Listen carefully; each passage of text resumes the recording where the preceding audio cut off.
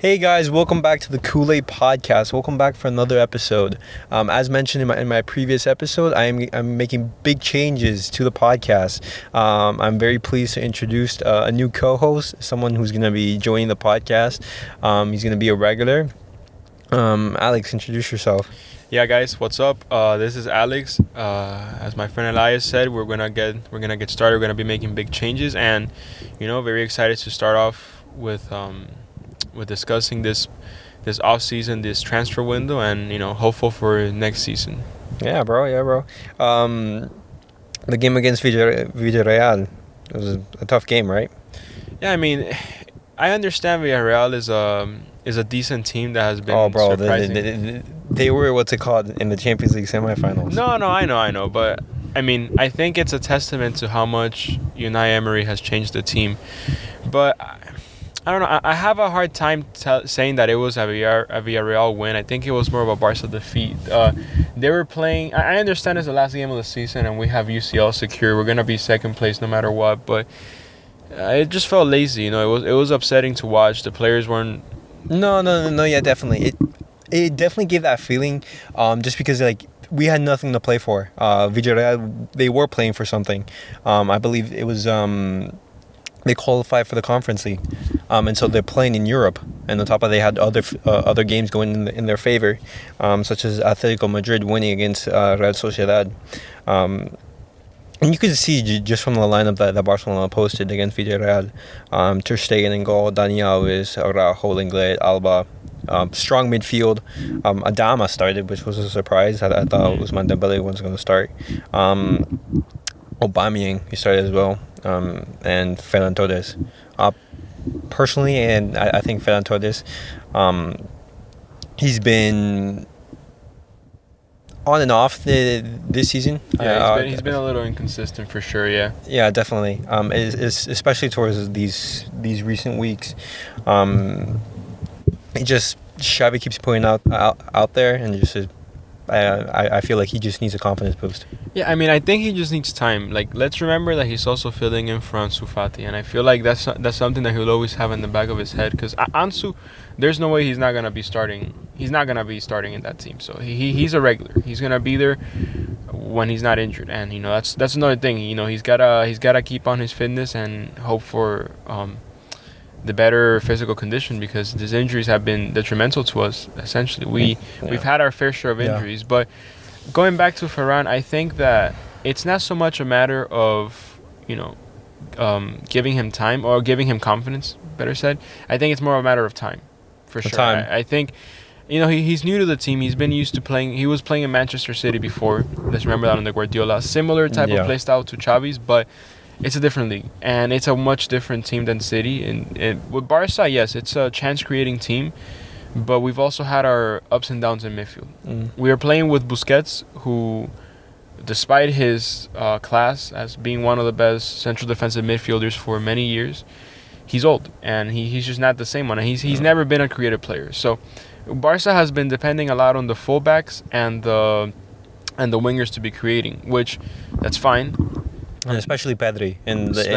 But that's my point. Exactly. Pedri hasn't been there. Pedri has been missed tremendously in the midfield recently. That's my point. He's the only true creative midfielder there. And he's essentially playing box to box, because yes, he likes playing up top, but he's doing a lot of what Iniesta was doing before, which was getting it in midfield or getting him right before the midfield line where the six would play, where the CDM, and then bringing it up and just creating with the team.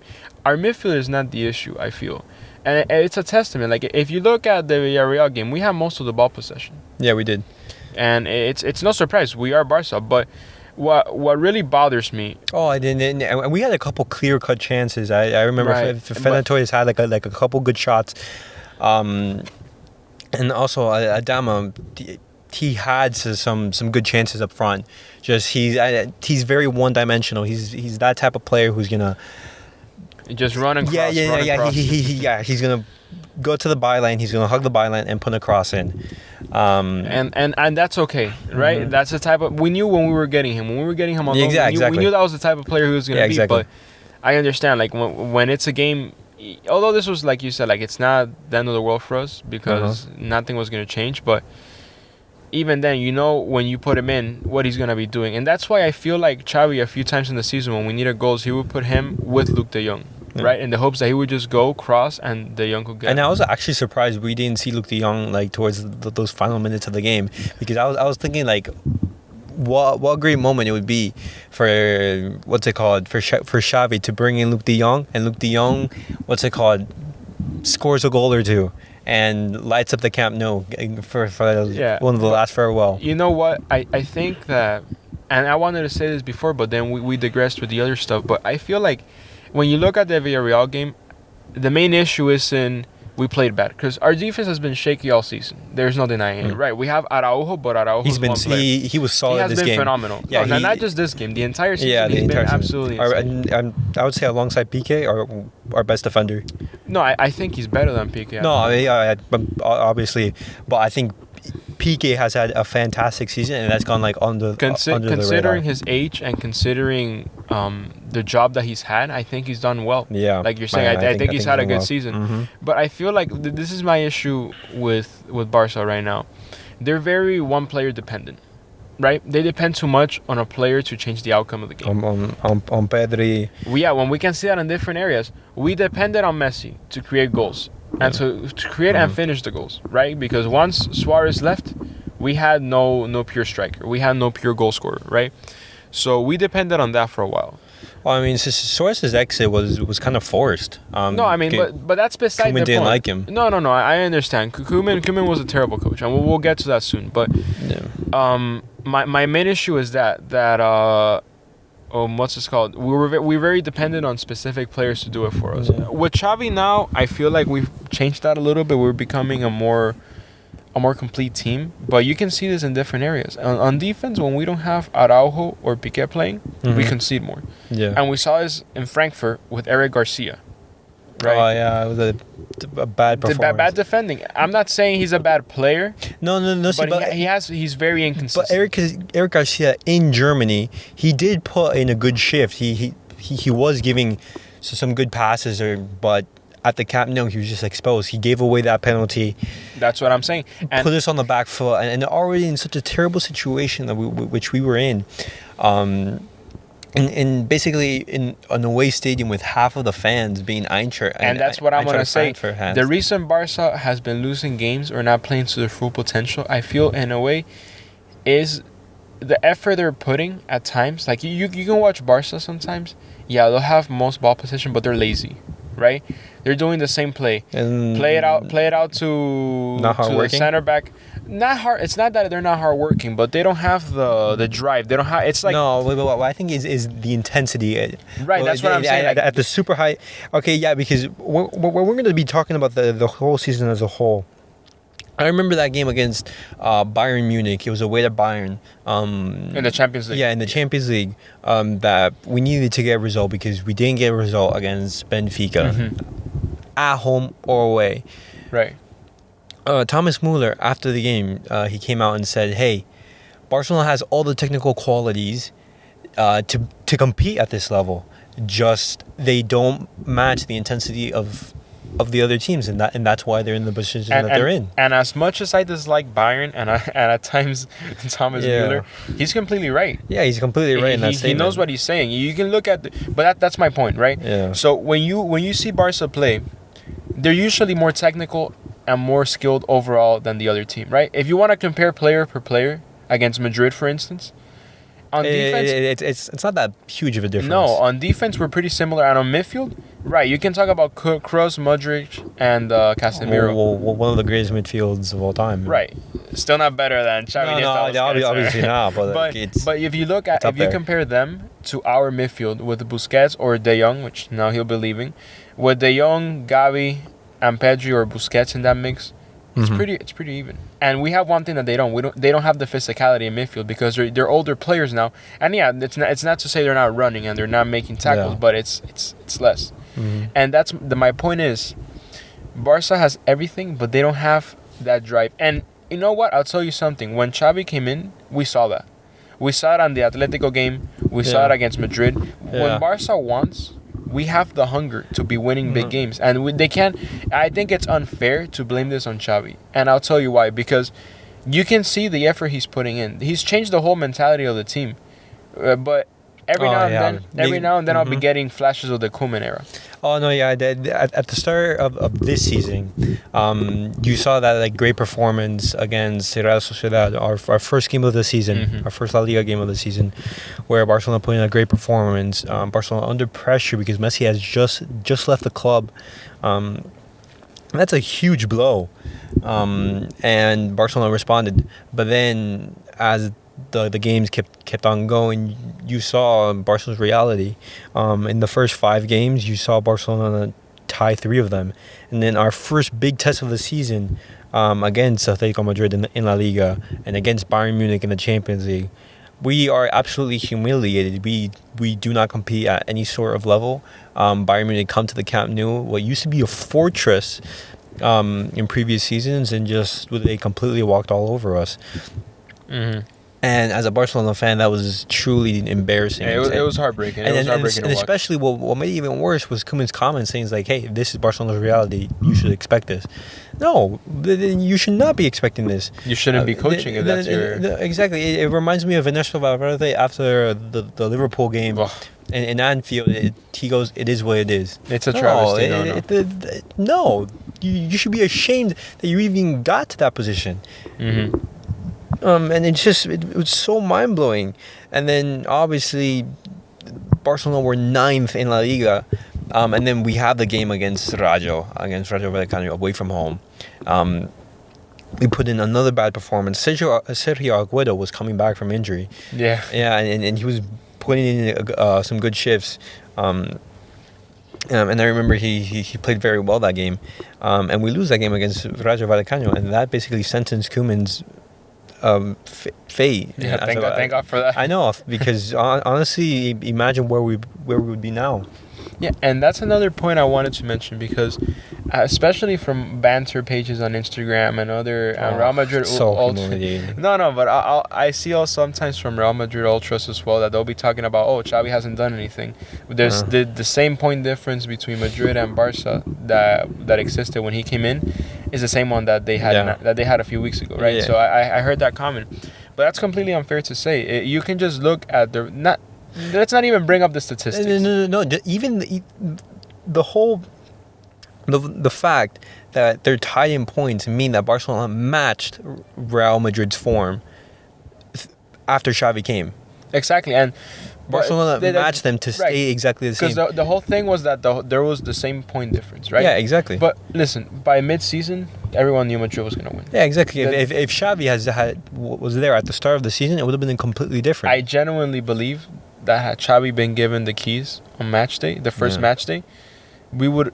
I think the race would have been very close. Had he done that and had he gotten... Let's say we would have started... Or even a preseason, because... that's what I'm saying. You saw in last summer how Joan Laporta, he was conflicted, deciding, hey, do I sack Koeman? Do I give him another season? Had he gotten Xavi at that moment, and had Xavi gotten a few transfers that he would have liked with time, and then again in the January transfer window, we could have won the league this year. No, yeah, I definitely agree. But see, the thing is that even though we have hindsight, we have the ability to hindsight, Joan Laporta was in a very, very difficult position, because at the point of time, we had to pay Ronald Koeman compensation if we were going to sack him.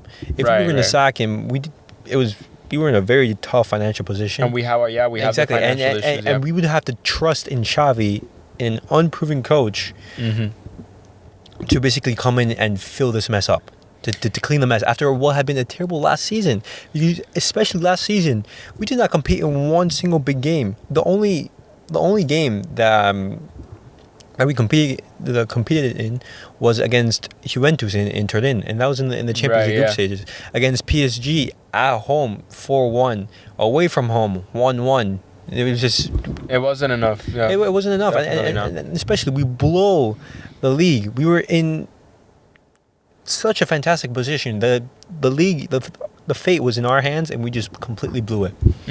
And that is Atletico horrible. got that. It was exactly. Terrible, and Atletico won the league. It was super tough to take, and it was very, very hard.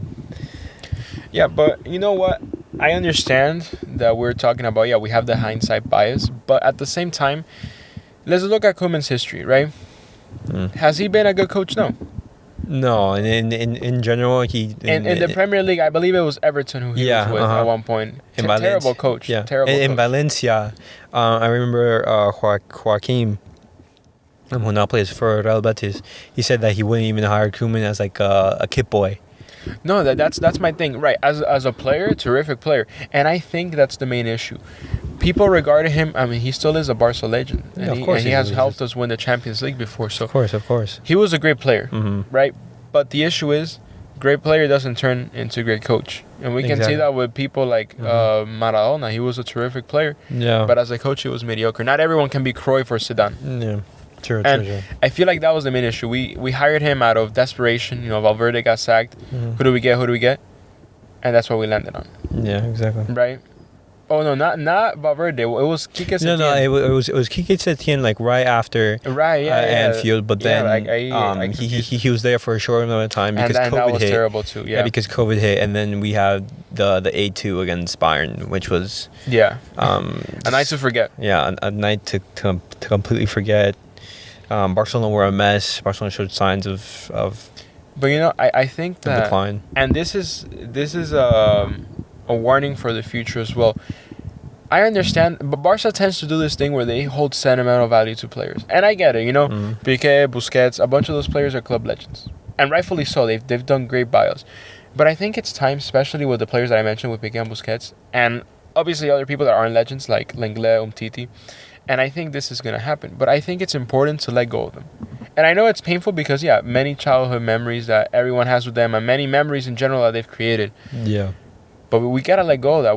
Barca needs to look to the future. The same way we're always producing talents, we need to be making signings. Because I feel like Barca, what they always produce is midfielders, which is great. I mean, we're looking at it right now. People like Gavi, not Pedri, because we did get. I mean, you look at Angel Pique, you look at Messi. These are fantastic players. All terrific players, and Iniesta as well. Xavi, all La Masia talents. But that's my thing. We need to. Yes, we can depend on talents, but we need to start making transfers, and that's what Xavi wants to do. I think, aside from the season, right?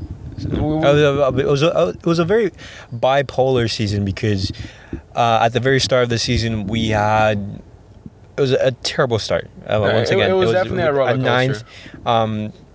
Xavi comes in November.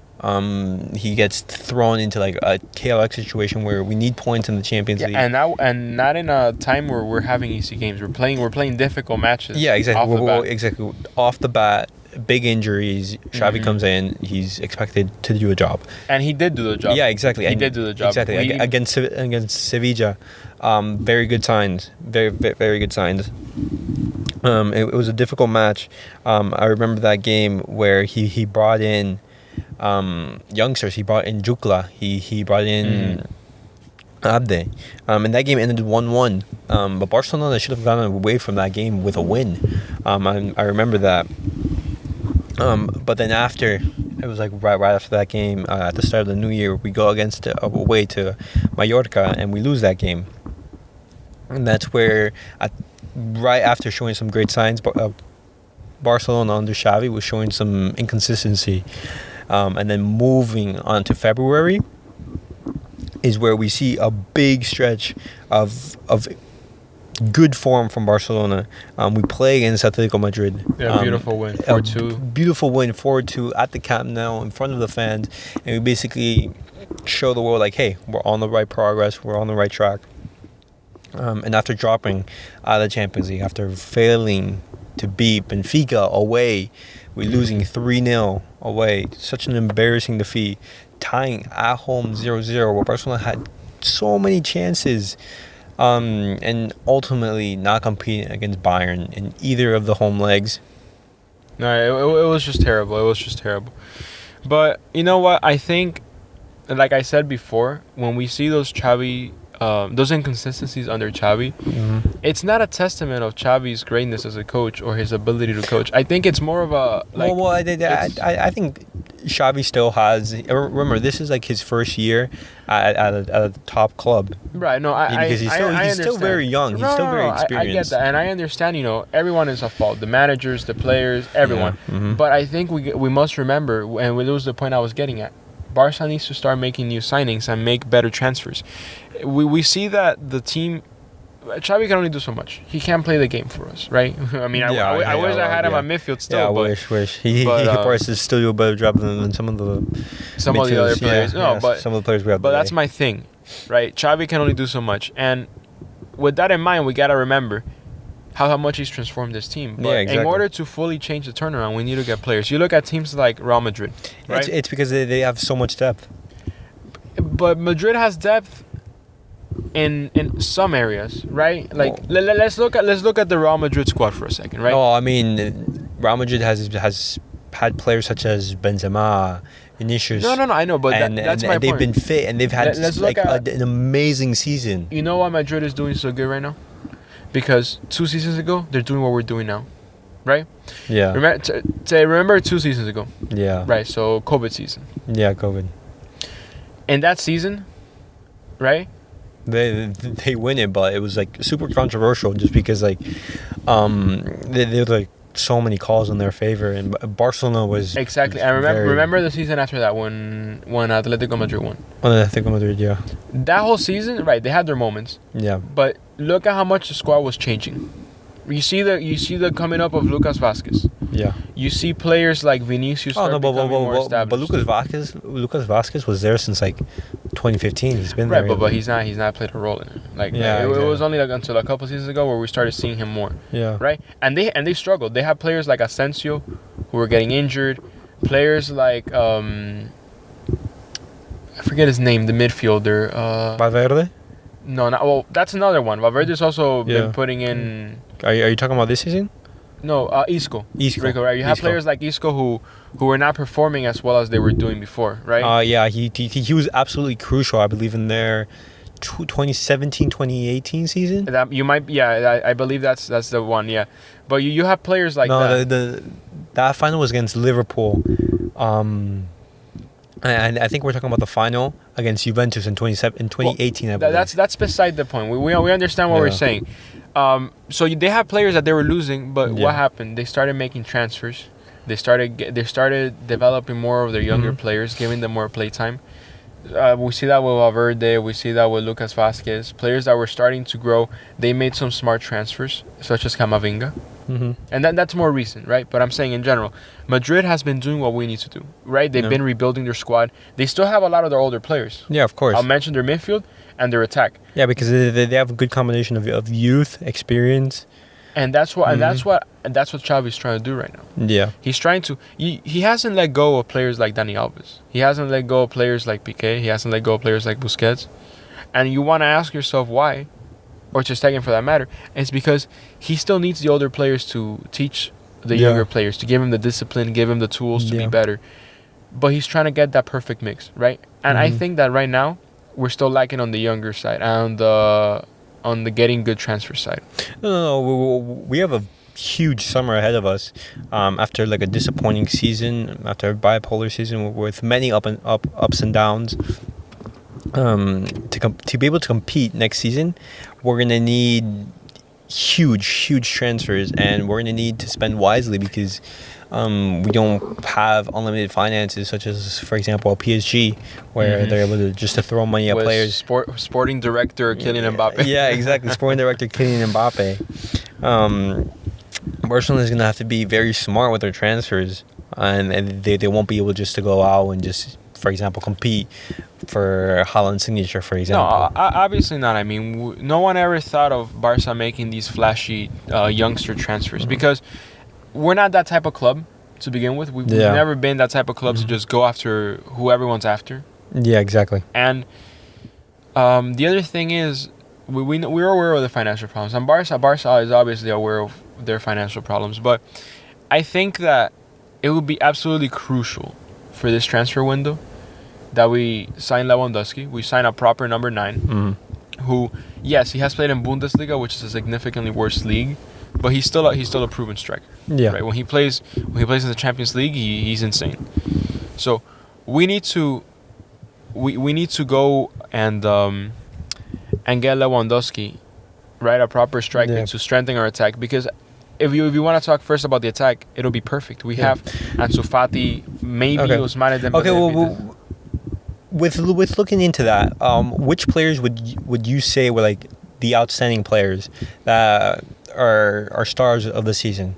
Well, I mean, like I said, overall the team had their individual good performances. I would say, if you want me to split it into three parts of the field, up top, our best player attacking.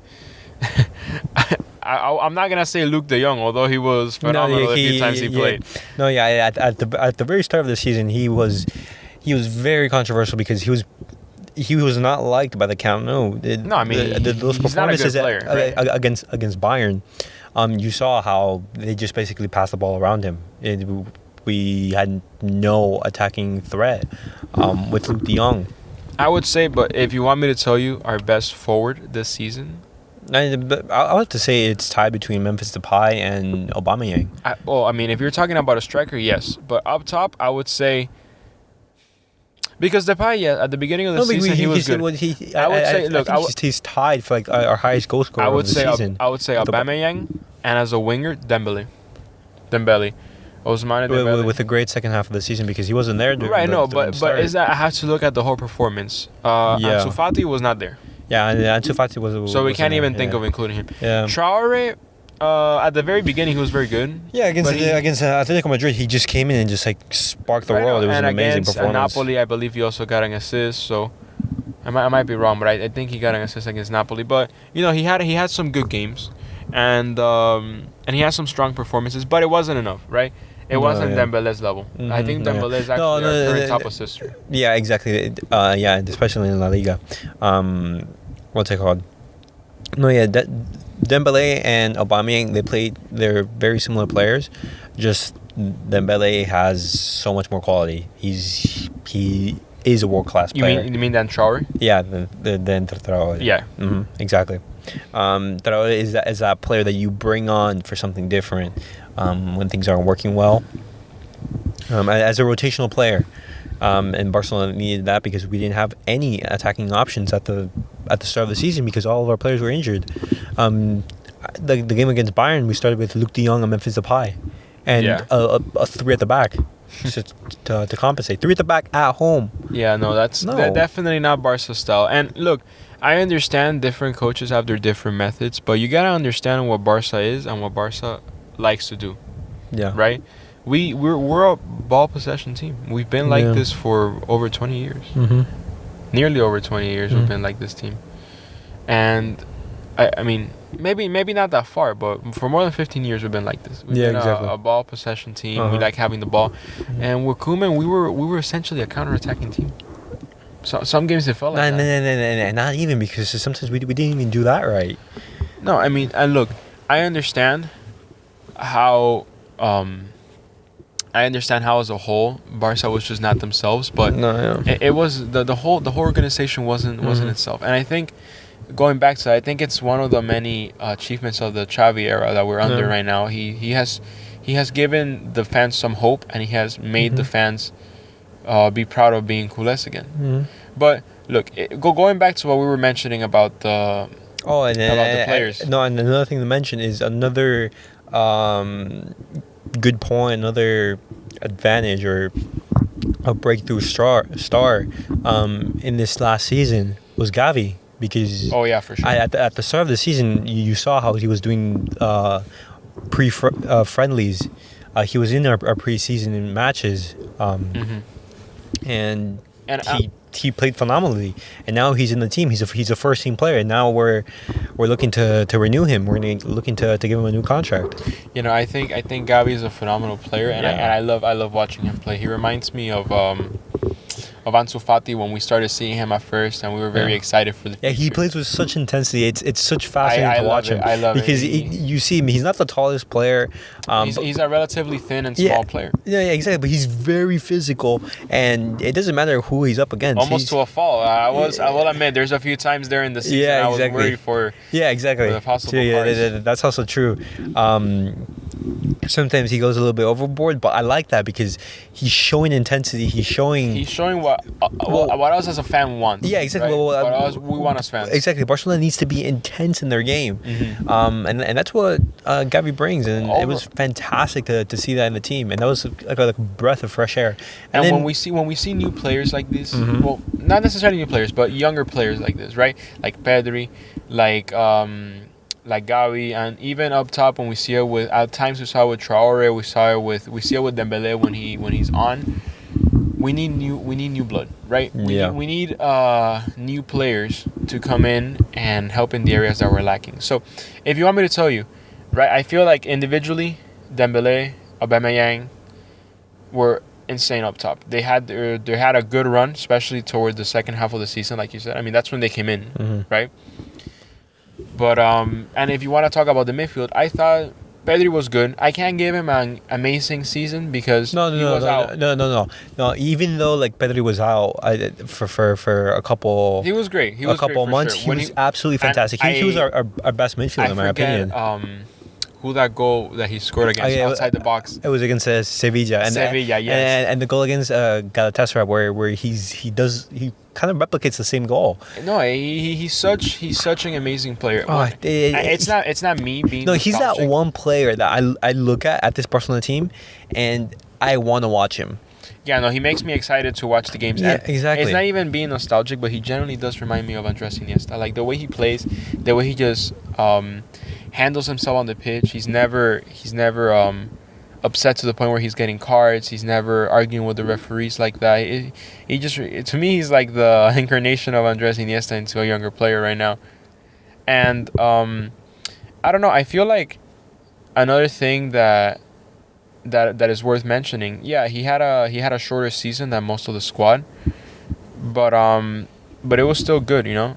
And the other thing is that as a whole, he carried the midfield at times. Yeah. He definitely carried the midfield. Yeah, he was that player in the midfield that was that gem. There is so many games where he absolutely controlled the tempo, and he was an absolute star. Oh my God, the game against Sevilla, coming back from the international break, Pedri put in a fantastic performance. He basically, once the Camp Nou was already in love with Pedri, but that just like that solidified it even more. He's a world-class player, and he's not only one of the best young talents in the world. He's also one of the best players in the world, in my opinion. Pedri has been absolutely fantastic. Maybe in the top 10, I would say. Top 10 he's maybe top 15. Yeah, there's a lot of good players. There's a lot of good players out there. But look, here's the thing. No, but also another player who had a good season, who had his ups and downs, was Jordi Alba. Jordi Alba came in clutch with some good goals. I think it were mostly ups. We know Jordi. He's not a great defender. Yeah, exactly. But especially that game against away to Atletico Bilbao in the Copa del Rey, he was very suspect in defending. Or also the Atletico Madrid game. Remember that volley? Yeah, exactly. That was insane. That's like a perfect replica, because in the Atletico Madrid game, you saw how we were exposed in the counter, and I believe we conceded from Jordi Alba's side, and then immediately after Jordi Alba scores, and that's like I think encapsulates Jordi Alba to a T. He's great going forward, but defending he's suspect. No, and I agree, but there's another player I want to talk about before I continue talking about Jordi. Frankie de Jong. What are your thoughts on him? Because personally, I thought. I felt like, yes, he had a good season, but there were times where, in my opinion, it was an average season for Frankie de Jong. For my opinion, Frankie de Jong, he he played some very good games. The game against Napoli away from home, Right. where That was a good game. Yeah, he played fantastic. It felt like Vince's Ajax. Yeah, De Jong. exactly. With his ball carrying, his passes, they were amazing. But there were other times where Frankie de Jong was non-existent. He was just basically floating through the game. You know what? I'll be honest with you. I just feel he doesn't want to be there, and he's showing that he wants to go to United. But I just feel I mean, Frankie de Jong always says that Barcelona is his home and he wants to stay here. No, but I see him going to United, and you see him going to United? Because this is the thing: Dutch players and Dutch coaches go together. No, that always happens. See, but Frankie de Jong said that he wants to play Champions League football, so that's why I see the move to Manchester United very unlikely, just because Manchester United aren't playing Champions League football. I don't even think they're making the conference. No. They're in the Europa. They're in the Europa Conference League. Yeah, in the Europa League. Right, they finished what, 8th, 7th? They finished. I believe it was 6th, like one spot away from finishing in the Conference League. Arsenal finished in 5th. Yeah, I mean, listen. As much as I want to hope for Frankie staying, I don't know. Yes, you can say one thing and then do the other. We see that with Dembele all the time. He says, he wants to stay, but then 2 weeks later, he's already asking for a contract renewal or talking about getting more money and stuff like that. So, listen, I think that Frankie, as much as I love him, he's got to keep turning up. And he's got to keep doing what he's doing because I also agree it's been a kind of a lackluster season for him. Yeah. He had his moments where he was sensational, how you were saying, but he's got to do better. And he is better than that. And look, if you want to keep talking about good individual performances, I thought Busquets had a good season. Yeah. He had a good season. Nothing crazy. You know, it's not his prime self where he was just going through forwards and midfielders like it was nothing with his little shoulder feints and his exactly. But Busquets was there, and I believe that he was there in the important moments. For sure. As a captain, he's that player that gets very he goes unnoticed, but when he's not there, you see that he's there. I believe he's like one of the glues of the team that holds the team together. You know, I would agree with that, but and especially under Xavi, he had that. It's kind of funny to watch, players. Yeah, exactly. First teammates now players. Yeah, exactly. He had that resurgence. Yeah, no, it's just that he's never been a player that people appreciate just because of his playing style. People underestimate how helpful he is in breaking up play and distributing the ball from the back. Yeah. Now, I will say this. Another performance that I liked, aside from Araujo this season, was Dani Alves. Yeah, Dani Alves was key. It's not just because he's a childhood idol of mine and someone who I always liked watching, but such a good player. At his age, he's 39 years old. He is 39 years old, and he's putting up impressive games. I mean, the Atletico Madrid game was. I wouldn't expect him to be playing like that. I think he got an assist, a goal, and a red card. So yeah, exactly. It was like a complete. It was a complete performance from. So I mean, I think he's been having a great season despite his age. I would keep him. Just so, an extra morale boost for the younger players and someone who can help the younger players. But when I tell you, Piqué had a good season. Like we said earlier, he was good, but we got to let go of him. And the same way I think what I think is Piqué should stay there.